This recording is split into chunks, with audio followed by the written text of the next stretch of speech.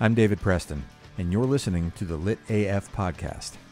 Join us each week for a tour through the literary classics like you have never heard them before. Each season is a new book, and each episode is a new way of thinking about it.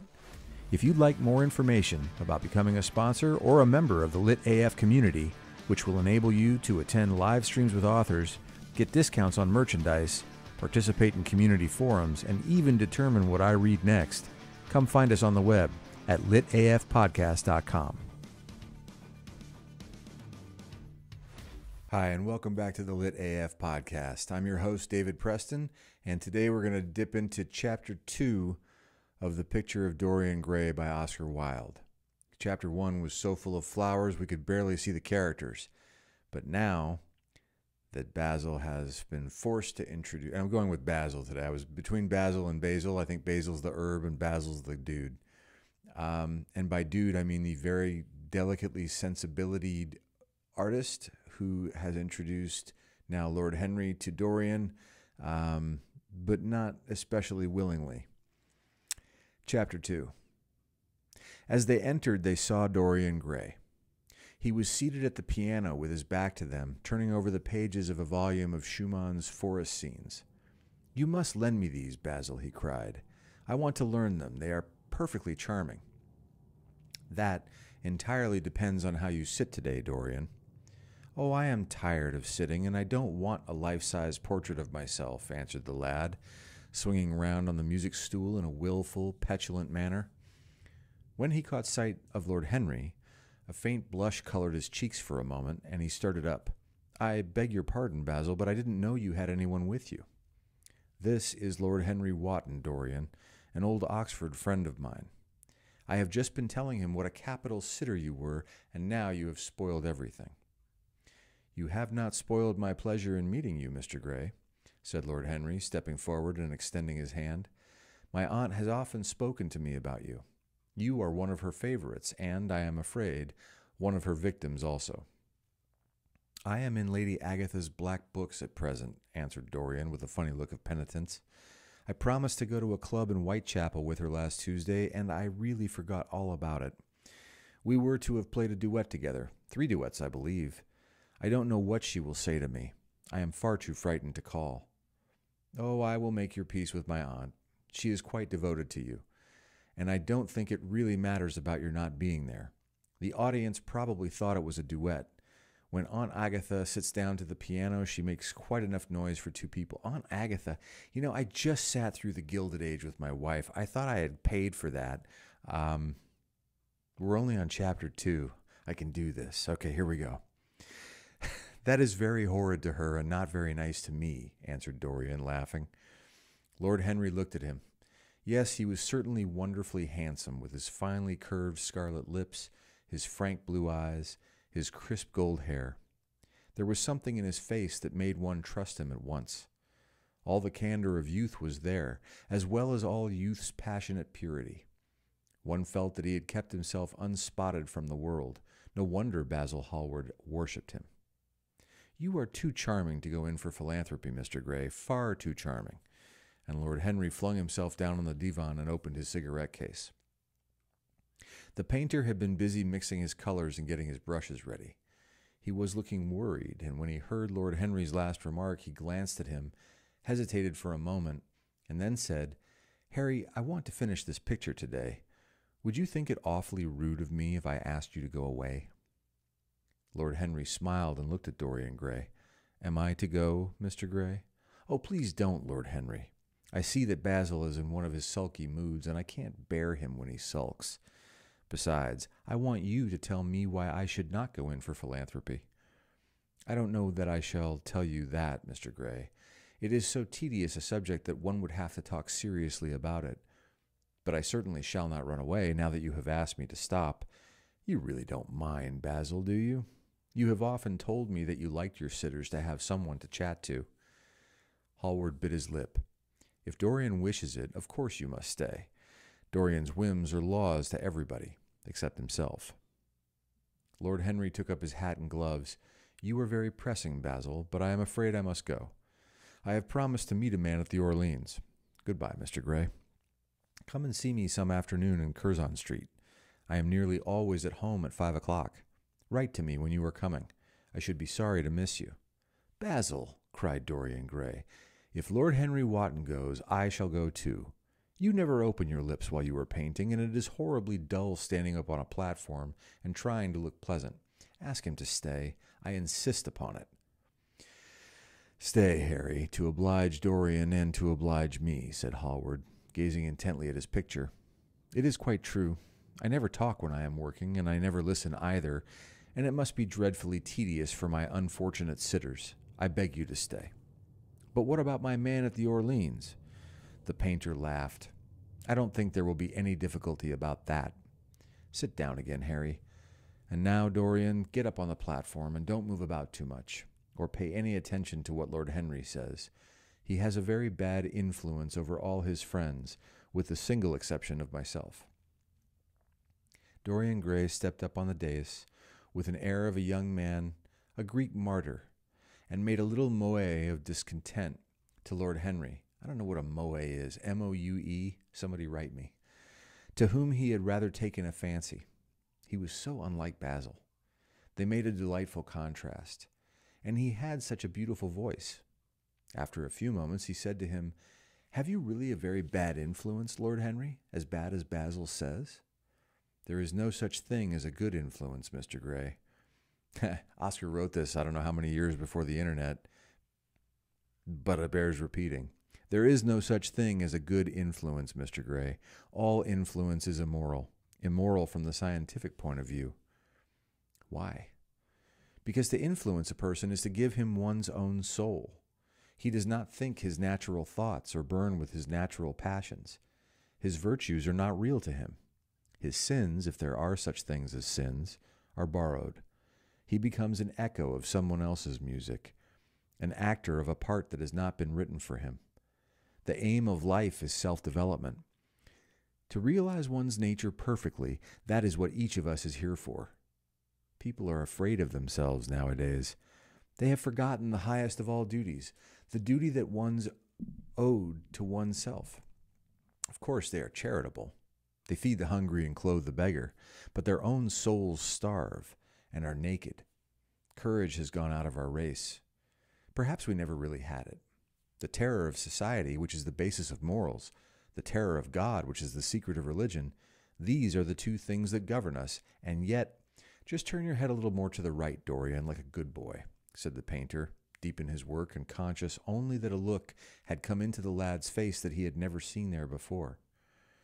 "And yet," continued Lord Henry in his low musical voice, and with that graceful wave of the hand that was always so characteristic of him, and that he had had even in his Eton days, "I believe that if one man were to live out his life fully and completely, were to give form to every feeling, expression to every thought, reality to every dream, I believe that the world would gain such a fresh impulse of joy that we would forget all the maladies of medievalism and return to the Hellenic ideal, to something finer, richer than the Hellenic ideal, it may be. But the bravest man amongst us is afraid of himself. The mutilation of the savage has its tragic survival in the self-denial that mars our lives. We are punished for our refusals.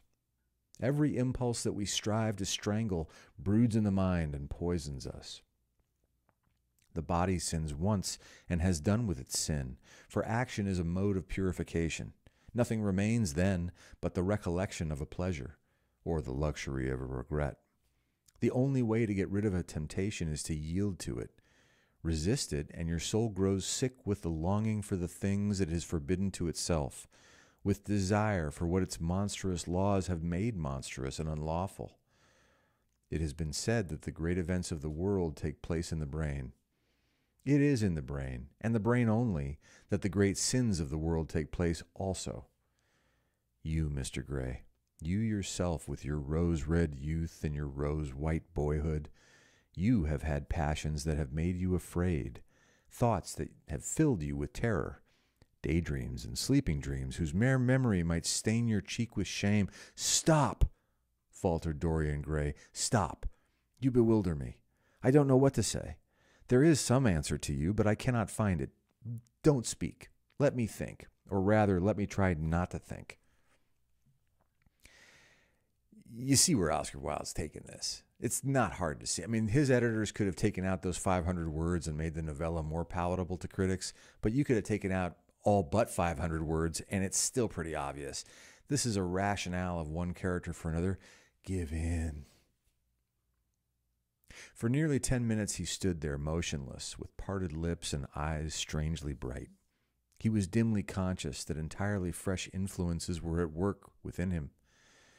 Yet they seemed to him to have come really from himself.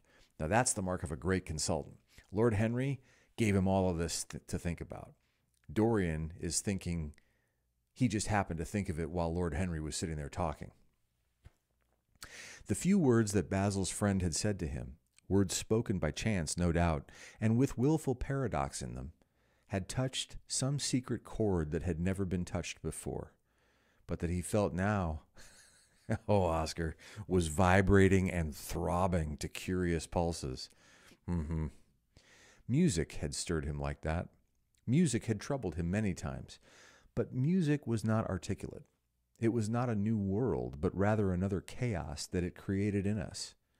Words, mere words, how terrible they were, how clear and vivid and cruel. One could not escape from them. And yet, what a subtle magic there was in them. They seemed to be able to give a plastic form to formless things, and to have a music of their own as sweet as that of viol or of lute. Mere words. Was there anything so real as words? What a wonderful thing to be able to write a book, and in the middle of it, make the case for what you do. Oscar Wilde here was talking about words as that magical transport of ideas across time and space that essentially bring us together in connection around all that abstraction that we can't experience with our senses, but makes us feel as though we do. Yes, there had been things in his boyhood that he had not understood.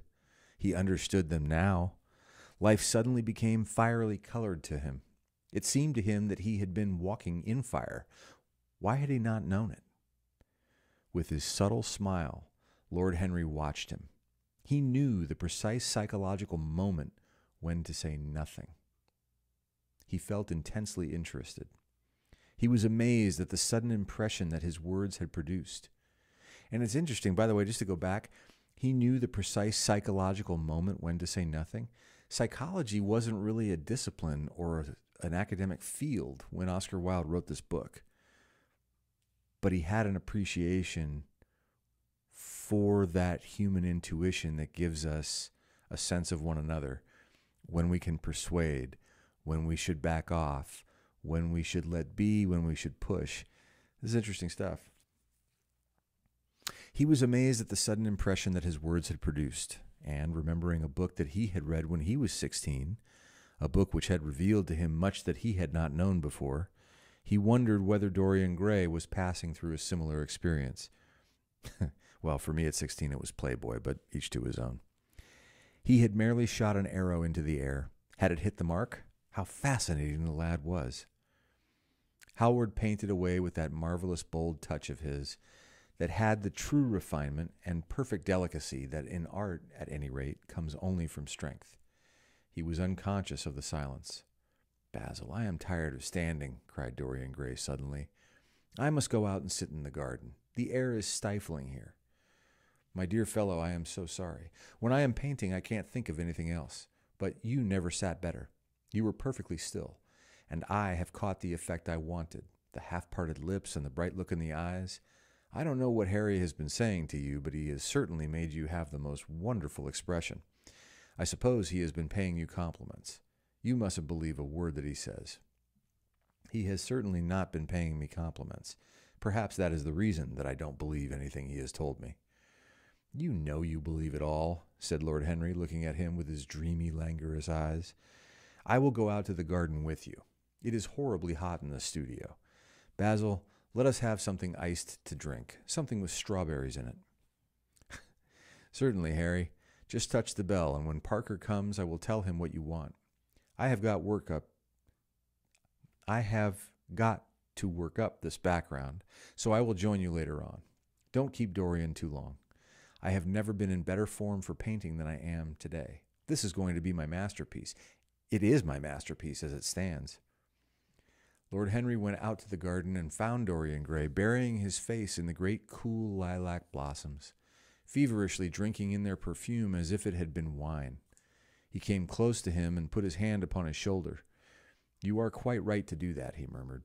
"Nothing can cure the soul but the senses, just as nothing can cure the senses but the soul." The lad started and drew back. He was bareheaded, and the leaves had tossed his rebellious curls and tangled all their gilded threads. There was a look of fear in his eyes, such as people have when they are suddenly awakened. His finely chiseled nostrils quivered, and some hidden nerve shook the scarlet of his lips and left them trembling. "Yes," continued Lord Henry, "that is one of the great secrets of life, to cure the soul by means of the senses, and the senses by means of the soul.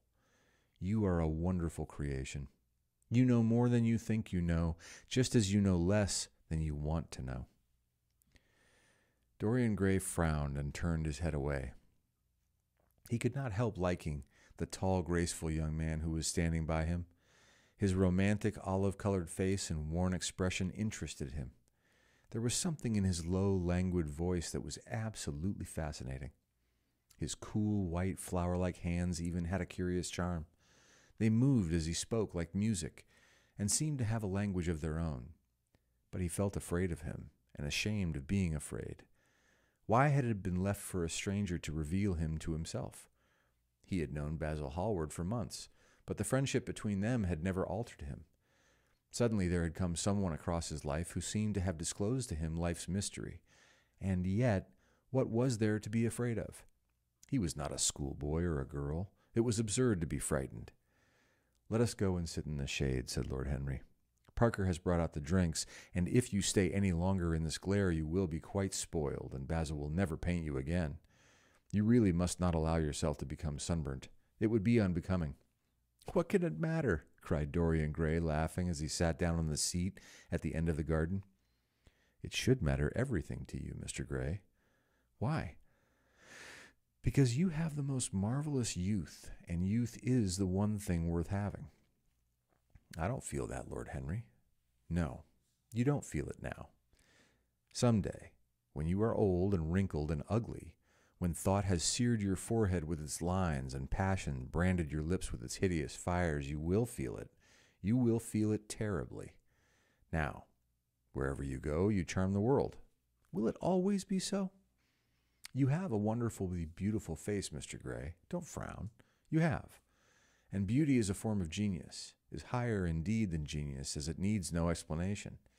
It is of the great facts of the world, like sunlight or springtime, or the reflection in dark waters of that silver shell we call the moon. It cannot be questioned. It has its divine right of sovereignty. It makes princes of those who have it. You smile. Ah, when you have lost it, you won't smile. And I love the way here Oscar Wilde uses that indirect characterization to frame the dialogue. And what I mean by that is, we're just reading words on a page, but we can easily imagine two people standing close or sitting close to one another, and one, as he's talking, seeing the expression in the other's face that leads him to respond without a word being exchanged. It makes it really lifelike.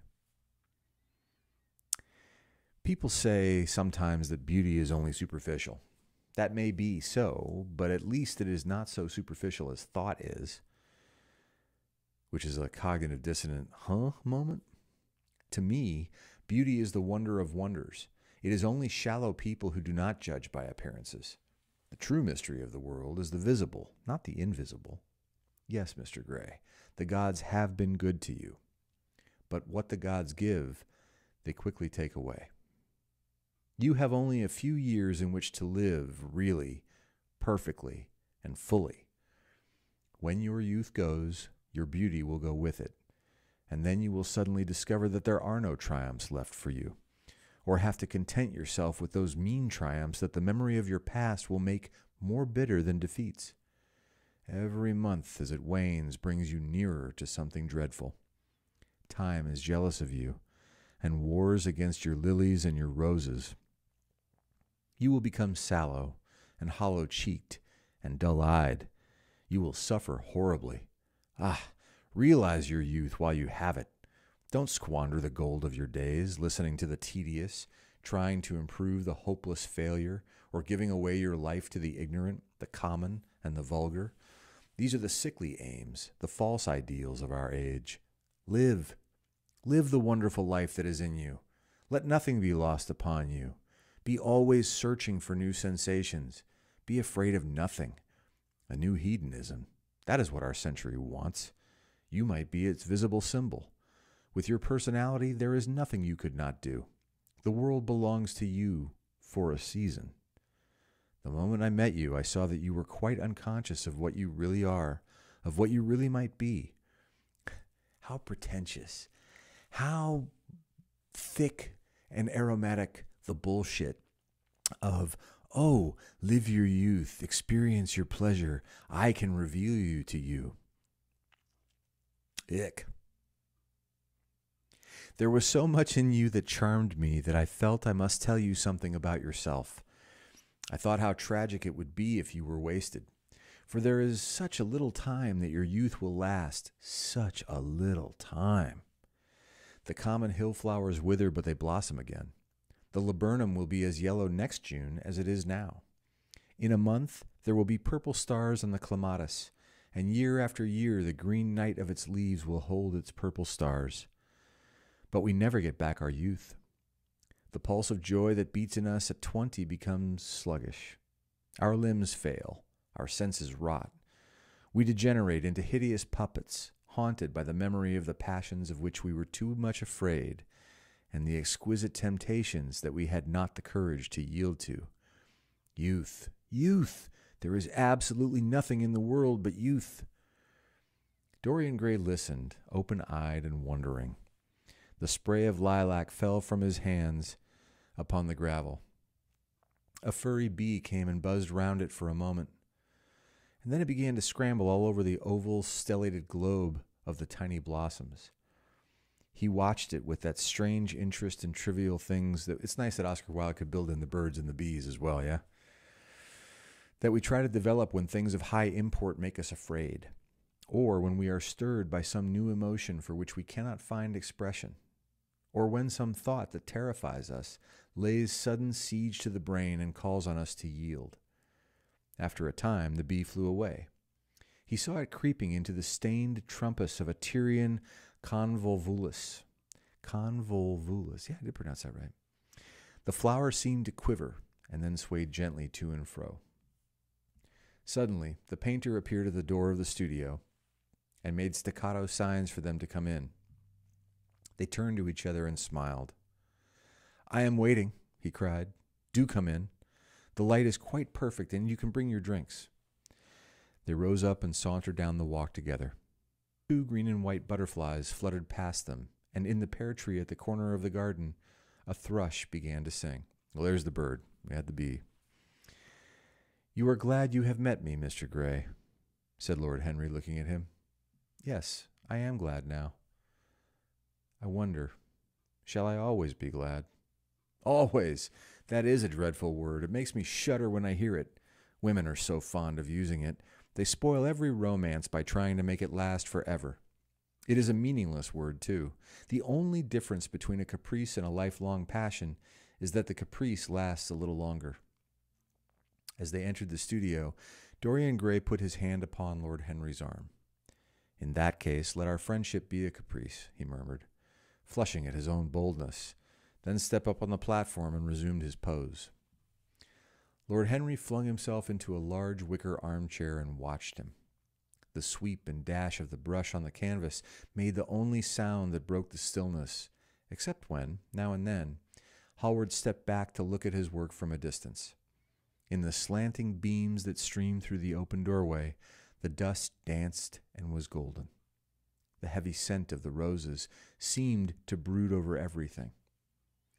After about a quarter of an hour, Hallward stopped painting, looked for a long time at Dorian Gray, and then for a long time at the picture, biting the end of one of his huge brushes and frowning. "It is quite finished," he cried at last, and stooping down he wrote his name in long vermilion letters on the left-hand corner of the canvas. Lord Henry came over and examined the picture. It was certainly a wonderful work of art, and a wonderful likeness as well. "My dear fellow, I congratulate you most warmly," he said. "It is the finest portrait of modern times. Mr. Gray, come over and look at yourself." The lad started as if awakened from some dream. "Is it really finished?" he murmured, stepping down from the platform. "Quite finished," said the painter, "and you have sat splendidly today. I am awfully obliged to you." "That's entirely due to me," broke in Lord Henry. "Isn't it, Mr. Gray?" Dorian made no answer, but passed listlessly in front of his picture and turned towards it. When he saw it, he drew back, and his cheeks flushed for a moment with pleasure. A look of joy came into his eyes, as if he had recognized himself for the first time. He stood there motionless and in wonder, dimly conscious that Hallward was speaking to him, but not catching the meaning of his words. The sense of his own beauty came on him like a revelation. He had never felt it before.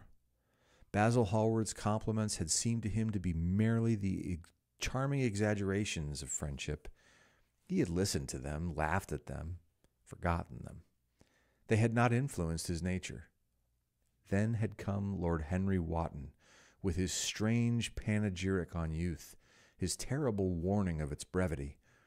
That had stirred him at the time, and now, as he stood gazing at the shadow of his own loveliness, the full reality of the description flashed across him. Yes, there would be a day when his face would be wrinkled and wizen, his eyes dim and colorless, the grace of his figure broken and deformed. The scarlet would pass away from his lips, and the gold steal from his hair. The life that was to make his soul would mar his body.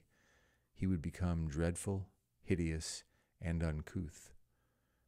As he thought of it, a sharp pang of pain struck through him like a knife, and made each delicate fiber of his nature quiver. His eyes deepened into amethyst, and across them came a mist of tears. He felt as if a hand of ice had been laid upon his heart. "Don't you like it?" cried Hallward at last, stung a little by the lad's silence, not understanding what it meant. "Of course he likes it," said Lord Henry. "Who wouldn't like it? It is one of the greatest things in modern art. I will give you anything you like to ask for it. I must have it." "It is not my property, Harry." "Well, whose property is it?" "Dorian's, of course," answered the painter. "He is a very lucky fellow." "How sad it is," murmured Dorian Gray, with his eyes still fixed upon his own portrait. "How sad it is. I shall grow old and horrible and dreadful, but this picture will remain always young. It will never be older than this particular day of June. If it were only the other way. If it were I who was to be always young, and the picture that was to grow old. For that I would give everything. Yes, there is nothing in the whole world I would not give. I would give my soul for that." "You would hardly care for such an arrangement, Basil," cried Lord Henry, laughing. "It would be rather hard lines on your work." "I should object very strongly, Harry," said Hallward. Dorian Gray turned and looked at him. "I believe you would, Basil. You like your art better than your friends. I am no more to you than a green bronze figure. Hardly as much, I dare say." The painter stared in amazement. It was so unlike Dorian to speak like that. What had happened? He seemed quite angry. His face was flushed and his cheeks burning. "Yes," he continued, "I am less to you than your ivory Hermes or your silver fawn. You will like them always. How long will you like me? Till I have my first wrinkle, I suppose. I know now that when one loses one's good looks, whatever they may be, one loses everything. Your picture has taught me that. Lord Henry Wotton is perfectly right. Youth is the only thing worth having. When I find that I am growing old, I shall kill myself." Hallward turned pale and caught his hand. "Dorian, Dorian," he cried, "don't talk like that. I have never had such a friend as you, and I shall never have such another. You are not jealous of material things, are you? You, who are finer than any of them? I am jealous of everything whose beauty does not die. I am jealous of the portrait you have painted of me.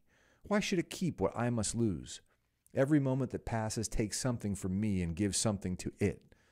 Oh, if it were only the other way. If the picture could change and I could be always what I am now.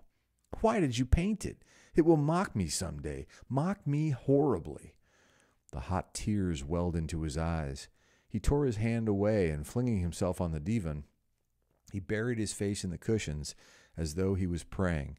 Now, all right, melodramatic, yeah. But if you think about it, how many people have you heard in your life who see a wrinkle, a little bit of cellulite, a little bit of gray, and they start to worry? Rightly or wrongly, they worry. Am I the person I was? Am I as attractive or desirable? Do people feel the same way about me? Am I not lost?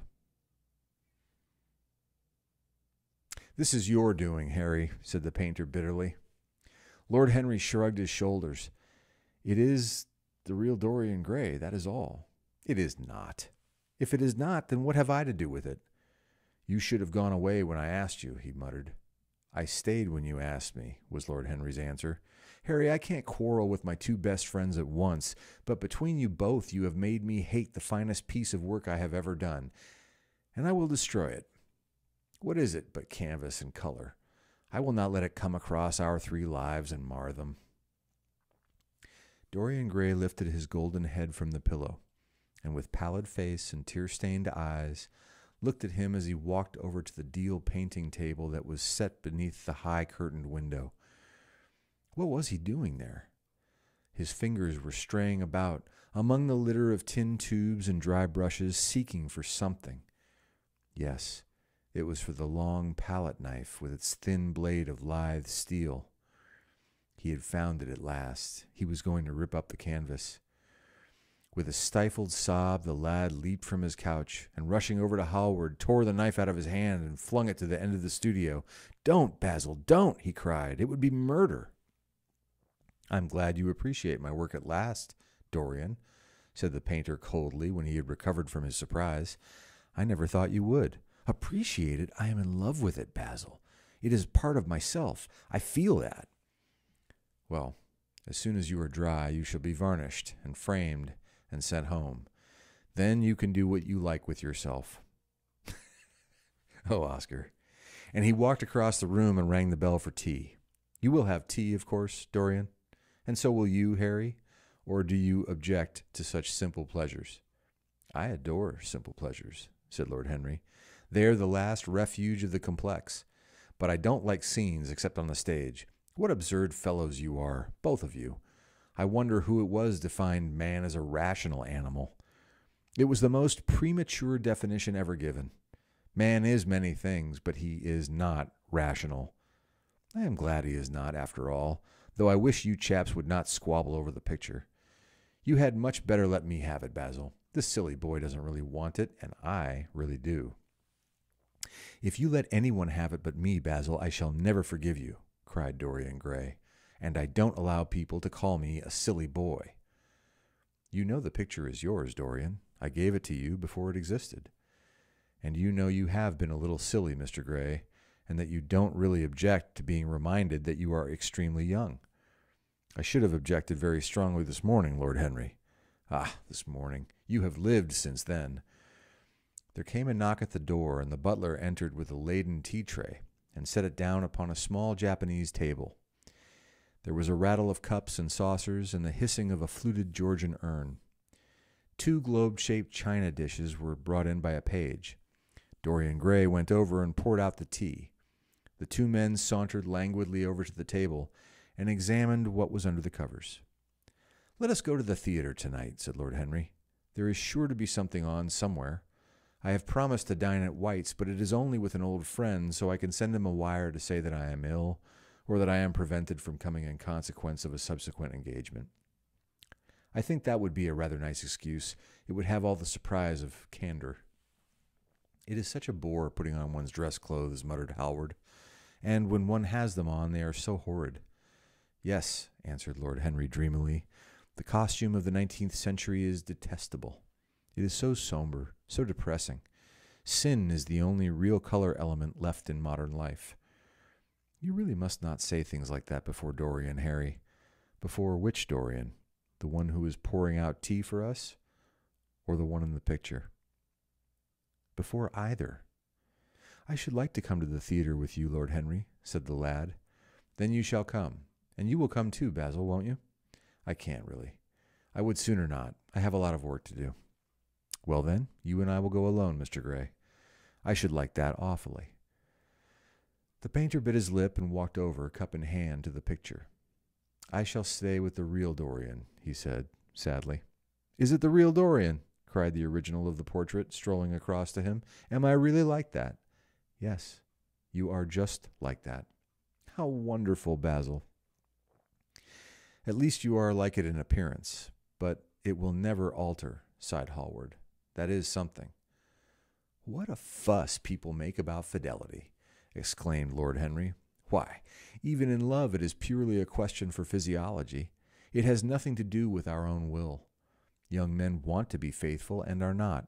Old men want to be faithless and cannot. That is all one can say. What a steaming pile of shit. That's like, I want not to drink, but I drink just because that's just physiology. No, it's a choice.